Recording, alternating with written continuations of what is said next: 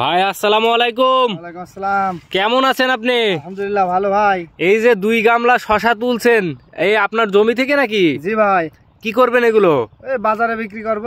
আলহামদুলিল্লাহ, টাটকা শশা এবং কত সুন্দর শশা দেখেন। শশা বলে না ক্ষীরা বলে? এটা শশা ভাই। আচ্ছা আচ্ছা, কেমন দাম যাচ্ছে ভাই বাজারে এখন? এখন 25 টাকা আজকে বাজার। আজকে বাজার 25 টাকা 1 কেজি, তাই তো? জি জি। কয় মন তুলবেন আজকে?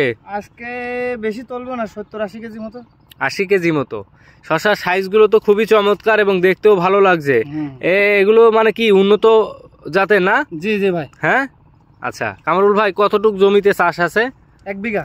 1 বিঘা। প্রতিদিন কি 70-80 কেজি ওঠে? প্রতিদিন 5-7 মন করে তুলি, তা আজকে একটু কম তুলছে। এই রমজান মাসে বাজার ধরবে বলে গাছ কাটিং করে দিয়ে সার পানি দিয়েছে, একটু ফলন কমে গেলে আবার দেখেন কি পরিমাণ ফলন হয়েছে। আচ্ছা আচ্ছা, দর্শক কামারুল ভাই কিন্তু একজন ভালো মনের কৃষক এবং দেখেন কি চমৎকার ভাবে তিনি এখানে শশা চাষ করছে।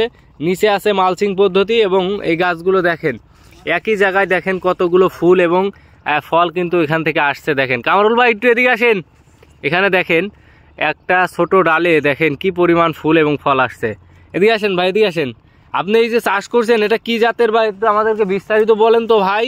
ভাই এটা হচ্ছে আপনার মালিক সিটের মালিক সিটের জাদু এবং আইসগ্রিন। এই যে ক্ষেত্রে দাঁড়া রয়েছে এটা হচ্ছে জাদু, আর ওই পাশে যেটা দেখছেন ওটা হচ্ছে আইসগ্রিন। আচ্ছা আচ্ছা, কয়টা জমিতে করছেন আপনি? আমি 2টা জমিতে, এ পাশে আর ওই পাশে আরেকটা আছে। আচ্ছা,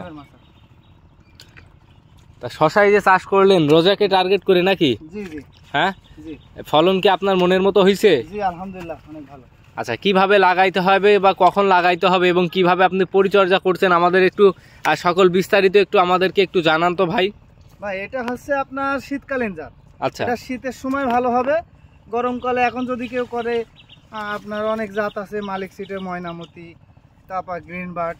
আর আমার এই শীতের সময় আপনার মালিক সিটের যদি কেউ করে জাদু আইসগ্রিন, ওই দুটাই করতে হবে।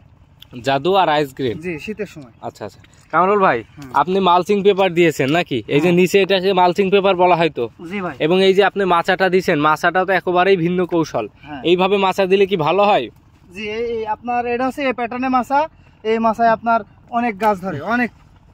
এখানে আপনার আমার গাছ আছে 2100 1 বিঘা জমিতে? না না, এইটা আছে 12 কাঠা, 2100 গাছ আছে, আর ওইটা তো আছে 12 কাঠা জমিতে 2100, অর্থাৎ 2100 চারা দিছিলেন আপনি। কিছু তো মিস্টেক হয় নাকি? হ্যাঁ, পরে আপনার ওই ট্রে চারা করে রাখছিলাম, ওইগুলো পরে ইয়ে করে দিছি।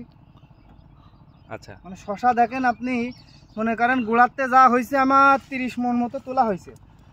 এই 11 কাঠা ভর্তি। আজকে কত চালান তুলতেছেন? ওরকম হিসেব না, আমি প্রতিদিনই তুলি। ওই পাশে মনে করেন অর্ধেক করে নিছি, আজকে অর্ধেক তুলি, কালকে অর্ধেক তুলি, তাই প্রত্যেক দিন তুলি বাজারে। আচ্ছা, একদিন 60-70 কেজি যদি হয় 25 টাকা করে দাম কি প্রথম থেকে পাচ্ছেন? প্রথম থেকেই আমি মাশাআল্লাহ ভালো দাম পাচ্ছি।